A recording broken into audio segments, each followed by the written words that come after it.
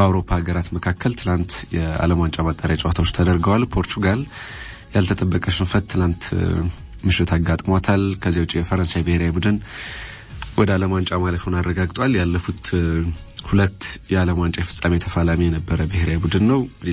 ለሶስተኛ በዲዲዬ ዴሾስ ስር ለዓለም ዋንጫ አልፏል። ይሄንን ትላንትና ምሽት አረጋግጧል። ዛሬም የሚደረጉ ወሳኝ ጨዋታዎች አሉ በዓለም ዋንጫው፣ እነሱንም እንደዚሁ እንመለከታለን።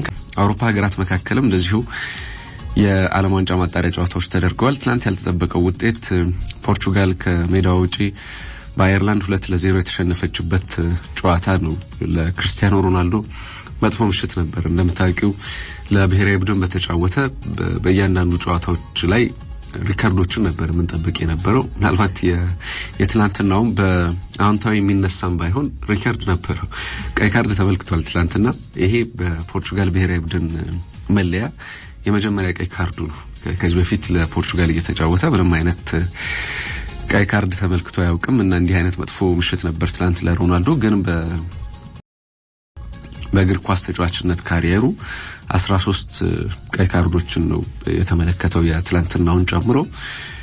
ትላንት የሰራው ስህተት በፍጹም ለመቀበል የሚከብድ ይመስለኛል።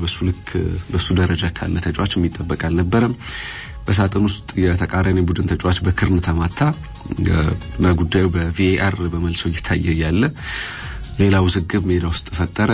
ከአሰልጣኞች ጋር ከዳኛው ጋር የነበረው ምልልስም ጥሩ አልነበረም። እንዲያውም የመጀመሪያ እይታቸው ቢጫ ካርድ ሊሰጡት ነበር የሚመስለው ዳኛው፣ ግን በኋላ ከሱ ጋር በነበራቸው ምልልስም ደስተኛ አልነበሩም እና ከወጣ በኋላም የተቃራኒ ቡድን አሰልጣኝ ካልተደባደብኩ ብሎ ሲጋበዝ ታይቷል እና በስተርጅና እንዲህ አይነት ስሜታዊነት ታይቶበታል። የወትሮ አሉት ስሜታዊ ሞመንቶች አሉት በክለብ እግር ኳስም እንደምናውቀው፣ ግን በዚህ ልክ አልነበረም። የሮናልዶ ብስጭት ትላንት በጣም የተለየ ነበር። ከ226 ጨዋታ አድርጓል ለፖርቹጋል ብሔራዊ ቡድን እና አንድም ቀይ ካርድ አልነበረውም ከትላንትናው በፊት። ትላንት ግን ምናልባት ውጤቱም ጥሩ አልነበረም። ቀይ ካርዱን እስኪመለከት ድረስ ፖርቹጋል 2-0 ትመራ ነበር። ያንን ለማመንም በጣም ከባድ ነበር በአየርላንድ እና ደግሞ የመጨረሻ የዓለም ዋንጫ ነው ማድረገው ብሏል አሁን በ26 ላይ የሚደረግ የዓለም ዋንጫ። ስለዚህ ስሜታዊ ነው። ወደ ዓለም ዋንጫ በቀጥታ ማለፍ ይፈልጋል። ምክንያቱም ይሄኛው ጨዋታ በጣም አስፈላጊ ነበር። የመጨረሻ ጨዋታቸውን አሁን ፖርቹጋል ማሸነፍ ግዴታ ውስጥ ሆና ነው የምትጫወተው።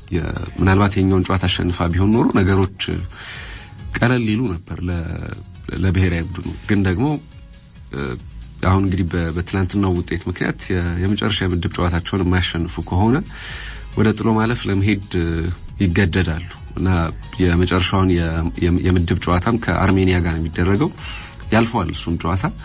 ስለዚህ ብዙ ፍራስትሬሽን ውስጥ ሆኖ ያደረገው ነገር ነው። በቅርብ ደግሞ የዓለም ዋንጫን በተመለከተ ስለ እግር ኳስ ህይወቱ ረዘም ያለ ቃለ መጠይቅ ሰጥቶ ነበር እና የመጨረሻ የዓለም ዋንጫን ነው ማደርገው ከአንድ አመት ከሁለት አመት በኋላ እግር ኳስ መጫወት አቆማለሁ የሚል አስተያየት የሚሰጠው በቅርቡ ነው ለብሔራዊ ቡድን ካምፕ በሄደበት ወቅት ላይ እና እንግዲህ አሁን እንዲህ አይነት አጋጣሚ ነው እንግዲህ ከዚዳን ጋር ሊመሳሰል ይችላል እያሉት ይገኛሉ። ግን ይሄኛ የዓለም ዋንጫ አይደለም፣ ገና የማጣሪያ ጨዋታ ነው። ግን ከሮናልዶ የማይጠበቅ አይነት ስሜታዊነት በደንብ ትላንትናው ጨዋታ ላይ አይተናል። ፖርቹጋል ብልጫ ነበራት በትላንትናው ጨዋታ። በመጀመሪያው አጋማሽ ብቻ 15 የግብ ሙከራዎችን ያደረገው የፖርቹጋል ብሔራዊ ቡድን ግን ግብ አላስቆጠረም እና ይሄ በታሪክ ከ2017 በኋላ ከሃንጋሪ ጋር ካደረጉት ጨዋታ በኋላ ብዙ ሙከራ አድርገው ግብ ያላስቆጠሩበት የማጣሪያ ጨዋታ ነው ለፖርቹጋል። ከሃንጋሪ ጋር በነበረው ጨዋታ 17 የግብ ሙከራዎችን በመጀመሪያ አጋማሽ አድርጋ ፖርቹጋል ግብ ሳታስቆጥር ወጣ ነበር።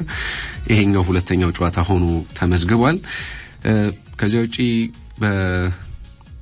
በፓሮት ትላንትና ሁለቱንም ግቦች ያስቆጠረው ተጫዋች 23 አመቱ ነው እና በእድሜ ወጣቱ ተጫዋች ሆኗል። በማጣሪያ በአንድ ጨዋታ ብዙ ግቦችን በማስቆጠር ሁለትና ከዚያ በላይ ግቦችን በማስቆጠር ከዚህ በፊት ሁለት ተጫዋቾች እንዲህ አይነት ታሪክ ነበራቸው ለአየርላንድ ብሔራዊ ቡድን። አሁን እሱ ሶስተኛው ተጫዋች ሆኖ ተቀምጧል። ጥሩ ምሽት አሳልፋለች አየርላንድ እንደ ሀገር እና ደግሞ ወደ ዓለም ዋንጫ የሚሄድ እድል ካላቸው እንግዲህ ትናንትናው ጨዋታ አንደኛው ነበር። ምክንያቱም የመጨረሻው ጨዋታ ለምሳሌ ከፖርቹጋል ጋር ያላቸው የነጥብ ልዩነት የ3 ነጥብ ልዩነት ሆኗል።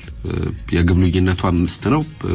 የፖርቹጋል የአየርላንድ 1 ነጥብ ግብ አላት። ስለዚህ 4 ግብ ነው ማከላቸው ያለው። የመጨረሻ ጨዋታ ነገሮችን የመወሰን አቅም ይኖረዋል። እርግጥ ነው ከሃንጋሪ ጋር ነው አየርላንድ የምትጫወተው። ከባድ ጨዋታ ነው የሚሆነው። ለፖርቹጋልም ነገሮችን ሊያቀሉ ይችላሉ የመጨረሻ ጨዋታቸውን የሚሸናነፉበት መንገድ እና ደግሞ ፖርቹጋል የምትጫወተው ከአርሜኒያ ጋር ነው። በምድቡ እስካሁን ድረስ አንድ ጨዋታ ብቻ ያሸነፈች 8 የግብ ዕዳ ያለባት የተቀሩትን ጨዋታዎችን በሙሉ የተሸነፈች ብሔራዊ ቡድን ነች አርሜኒያ። እሱን ከሜዳቸው ውጪ ነው ለፖርቹጋል ጨዋታ የሚደረገው። ያንን ጨዋታ ካሸነፈች በቀጥታ ወደ ዓለም ዋንጫ ታልፋለች። ግን እንዳልኩት የአየርላንድ እና የሃንጋሪ ጨዋታ ሁለተኛም ለመሆን እና ደግሞ የፖርቹጋልን ውጤት ጠብቆ የምድቡ መሪም ለመሆን የሚያስችላቸው አጋጣሚ ስላለ ሁሉም እድሉ ለመሞከር ታይት ጌም ነው የሚሆነው። በዚያ ምክንያት ፖርቹጋል እድል ካላት ይሄኛው ተስፋቸው ይሄኛው ነው። ግን ትላንት የነበረው የፖርቹጋል ብሔራዊ ቡድን ምሽት መጥፎ ነበር ለብሔራዊ ቡድኑ። ፈረንሳይ ዩክሬንን 4-0 አሸንፋለች እና ይሄንንም ተከትሎ ወደ 2026 የዓለም ዋንጫ ማለፏን ትላንት አረጋግጣለች። በጣም ጥሩ ምሽት ነበር ያሳለፉት። ኪሊያን ኤምባፔ ግብ አስቆጥሯል በፍጹም ቅጣት ምት እና ጥሩ ፓሊንካ ፍጹም ቅጣት ምትን ያስመለከተን። ኦሊሴ እንደዚሁ ትላንት ግብ አስቆጥሯል። አዲስ ዳይሜንሽን የሚሰጥ አይነት ተጫዋች ነው ለፈረንሳይ ብሔራዊ ቡድን። ከባየር ሙኒክ ጋር በተሰለፈባቸው እያንዳንዱ ጨዋታዎች ላይ ተአምር እያሳየን ያለ በጣም አስደናቂ የቀይ መስመር ተጫዋች ነው። አሁን ለፈረንሳይ ብሔራዊ ቡድን እንግዲህ በዚያ ቦታ ላይ ተመራጩ ተጫዋች ዴምቤሌ ነው እንደምታውቀው እና ዴምቤሌ ደግሞ በቅርብ ተደጋጋሚ ጉዳቶች እየገጠሙት ነው። ባሎን ዶር አሸንፏል። በጣም አስደናቂ ሲዝን ነበር ባለፈው ዓመት የነበረው። ከዚያ በኋላ ግን ቀድሞ የምናውቀው አይነት ዴምቤሌ እየመጣ ያለ ይመስላል። ተደጋጋሚ ጉዳቶች አሉ። 2 እና 3 ጨዋታ በተከታታይ ካደረገ በኋላ ተበልሶ ሲጎዳ ያያየነው ነው። አሁን በድጋሚ ጉዳት ላይ ነው እና በዚያ ምክንያት የተሰለፈ ተጫዋች ነው። ግን ትላንት ግብ አስቆጥሯል። በጣም ጥሩ ምሽት ነበር ለሱ። በጨዋታ እንደዚሁ 83ኛው ደቂቃ ላይ ሌላ ግብ ኤምባፔ አክሏል እና ኤኪቲኬ ሌላ የተጨማሪ ግብ ያስቆጠረው ተጫዋች ነው። ለኤኪቲኬ ግብ ኪሊያን ኤምባፔ ነው የመጨረሻ ኳስ አመቻችቶ ያቀበለው። በጨዋታው ላይ ልዩነት ፈጣሪው ተጫዋች ኪሊያን ኤምባፔ ነበር ያለ ጥርጥር እና ከዩክሬን ጋር የነበረውን ጨዋታ በፍጹም የበላይነት ተወጣ። በቀጥታ ወደ ዓለም ዋንጫ ማለፏን አረጋግጣለች ፈረንሳይ። በምድቡ 13 ነጥቦች አሏት። ካደረገቻቸው 5 ጨዋታዎች 4ቱን አሸንፋለች። አንድ ጨዋታ ብቻ ነው አቻ የተለያየችው።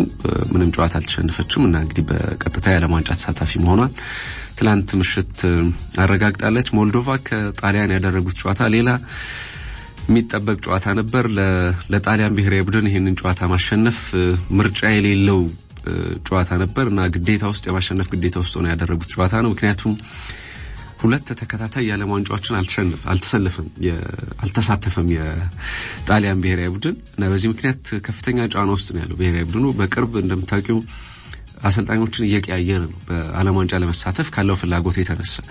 የአውሮፓ ዋንጫ ባነሳበት ዓመት እንኳን የዓለም ዋንጫ ተሳታፊ አልነበረም። በዚህ ብዙ ጣሊያውያን ቅሬታ አላቸው። እንደ ሀገር ይሄን ያለበት መንገድ እግር ኳሳችን የሚመራበት መንገድ ልክ አይደለም የሚል ጥያቄ የሚያነሱ ሰዎች አሉ። አንዳንዶቹ የሊጉ ነጸብራቅ ነው ይላሉ። ለረጅም ዓመታት በወጥነት የዓለም ዋንጫ ከተሳተፉ ሀገራት መካከል አንደኛዋ ጣሊያን ነበረች እና ከ50 ዓመታት ገደማ በኋላ ይመስለኛል ካልተሳሳትኩኝ ለመጀመሪያ ጊዜ ከራሽያ ዓለም ዋንጫ ውጪ ሆነች። በኋላ በኳታርም አልተሳተፈችም እና ብዙ ጥያቄ ይነሳበታል ብሔራዊ ቡድኑ። አሁን በድጋሚ እንግዲህ በጣምራ በሚደረገው የ2026 የዓለም ዋንጫ ላይ ለመሳተፍ ብርቱ ትግል ውስጥ ፉክክር ገጥሟታል። አሁን ጋቱሶን በአሰልጣኝነት በቅርቡ ቀጥሯል። 5ኛ ጨዋታውን ነው ትላንትና የጣሊያን ብሔራዊ ቡድንን እየመራ ከሞልዶቫ ጋር ያደረገው። ተከታታይ 5ቱን ጨዋታዎች አሸንፎ ጀምሯል። ለጋቱሶ በጣም በጣም ትልቅ ለውጥ ይመስለኛል እና ደግሞ አብዛኞቹ እንግዲህ አሁን የዓለም ዋንጫ ማጣሪያ ጨዋታዎች ከምድቡ ከፍ እያደረጋት ይገኛል። ግን አሁንም የትላንቱን ጨዋታ ብታሸንፍም ጣሊያን የመጨረሻ ጨዋታዋ በጣም ፈታኝ ነው የሚሆነው። ከኖርዌይ ጋር ነው የምትጫወተው። ኖርዌይ የምድቡ መሪ ነች። ስለዚህ ይሄ ጨዋታ ደግሞ ጣሊያን ላይ ነው የሚደረገው። ምናልባት ላቸው ውጤት የሚጫወት ቡድን ሊሆን ይችላል የኖርዌይ ብሔራዊ ቡድን። ግን ደግሞ በምድቡ እየተጓዘ ያለበትን መንገድ ከተመለከትን በፍጹም እያንዳንዱ ጨዋታዎችን ያሸነፈ የተጓዘ ከ7 ጨዋታ 7ቱንም ያሸነፈ በእነዚህ 7 ጨዋታዎች 33 ግቦች ያስቆጠረ 4 ግብ ብቻ የተቆጠረበት ብሔራዊ ቡድን ነው። ከጣሊያን ጋር ካነጻጸር ነው በግብ ብቻ ጣሊያን 8 ግቦች ተቆጥሮባታል በዓለም ዋንጫ ማጣሪያ በ7 ጨዋታ እና በየጨዋታው አንድ ግብ ይቆጠርበታል እንደማለት ነው በአማካኝ ከተመለከተን እና ይሄ ጥሩ አይመስለኝም። የኖርዌይ ጥንካሬ ለጣሊያን ፍጹም ስጋት የሚሆን ነው። ግን ትላንት ለማንኛውም ተስፋዋን ለማለምለም አሸንፋለች። የመጨረሻ ጨዋታዋን እንዳልኩት ከኖርዌይ ጋር ነው። ኖርዌይ የምድብ መሪ ነች። የመጀመሪያ ጨዋታዋን ከጣሊያን ጋር የነበረውን ጨዋታ ማሸንፋለች። ስለዚህ የእርስ በርስ ግንኙነትም ዋጋ ይኖረዋል እና እንዴት አይነት ጨዋታ እንደምናይ በመጨረሻው ጨዋታ ምን ጠብቀው ነው። ምክንያቱም ጋቱሶ በጣም ስሜታዊ አሰልጣኝ ነው እና ከተጫዋችነት ዘመኑ ጀምሮ በፍጹም መሸነፍን የማይፈልግ አይነት እልህኛ ሰው ነው። የጣሊያን ብሔራዊ ቡድንን አሁን ወደዚህ አምጥቶታል እና እንግዲህ እናየዋለን።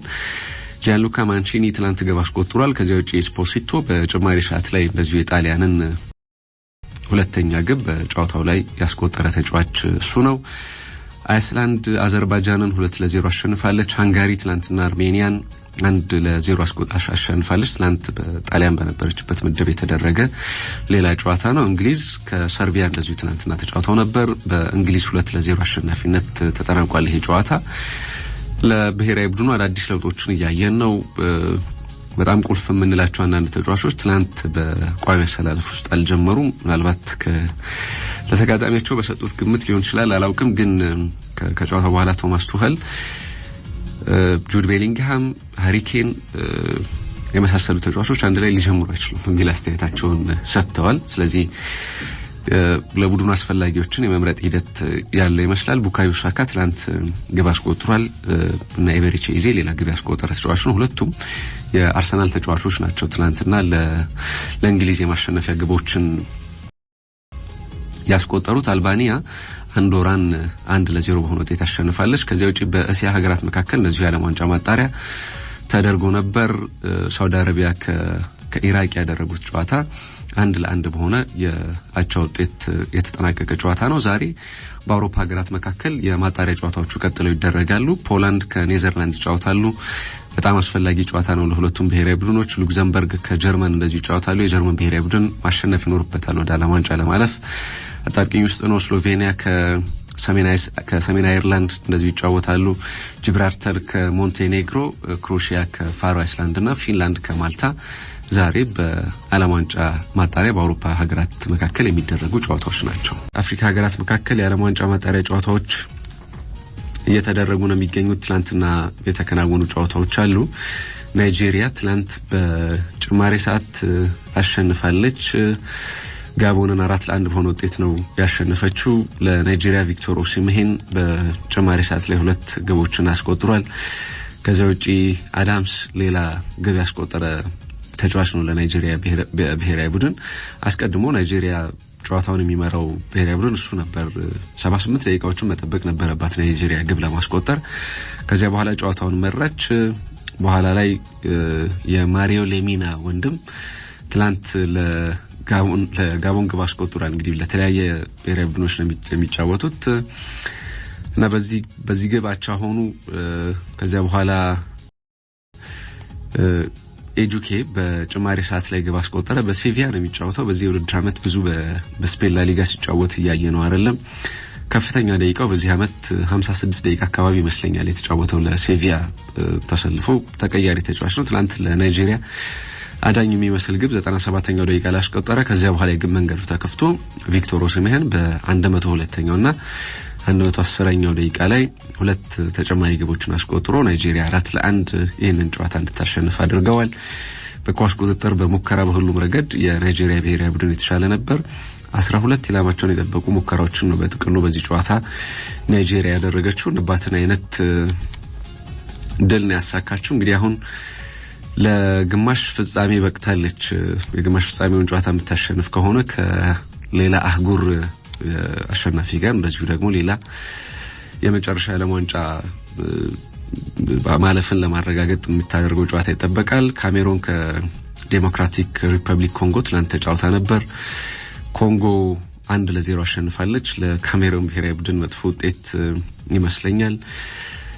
ወደ ዓለም ዋንጫ የማለፍ ተስፋ ከነበራቸው ይሄኛው የጥሎ ማለፍ ጨዋታ ነበር እንግዲህ የመጨረሻ እድላቸው ግን ያንንም አላሳኩም ትላንት ተሸንፈዋል አንድሬ ኦናና ለተለመደው ተወቃሹ ተጫዋች ሆኗል እምቤምባ በ91ኛው ደቂቃ ላይ ነው የማሸነፊያውን ግብ ለኮንጎ ያስቆጠረው እና ልምድ ያለው ተጫዋች ነው ኦናና ግን ደግሞ ትላንት የማዕዘን ምቱን ዲሞክራቲክ ሪፐብሊክ ኮንጎ እንዲያገኝ ያወጣበት መንገድ ከዚያ ውጪ የማዕዘን ምቱንም የተከላከለበት መንገድ ሁለቱም ለካሜሩን እንደውድቀት ተደርጎ እንግዲህ ዋነኛ ጥፋተኛ እሱ ነው በሚል በብዙዎች እየተተቸ ይገኛል እንደ ቡድን ካሜሩን ትላንትና እድለኛ አልነበረም ነው ማለት የሚቻለው ከምንም በላይ ፍራንክ ዛምቦ አንጉሳም በጉዳት አጥተውታል እና ይሄ ደግሞ የበለጠ እንግዲህ የካሜሩን ብሔራዊ ቡድንን የሚያጎል ይመስለኛል የአፍሪካ ዋንጫ አለ በቅርብ እና ለዚህ የአፍሪካ ዋንጫ እንደማይደርስ ተረጋግጧል ከአፍሪካ ዋንጫ ውጪ ነው አሁን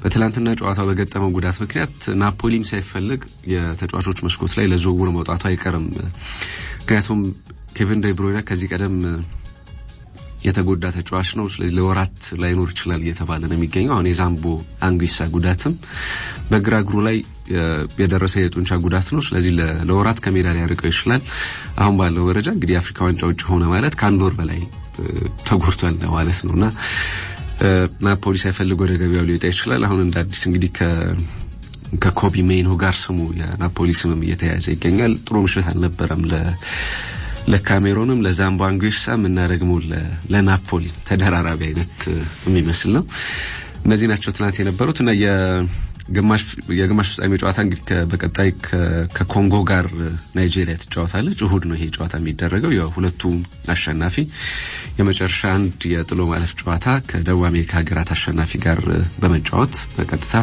ለዓለም ዋንጫ ማለፉን የሚያረጋግጥ ይሆናል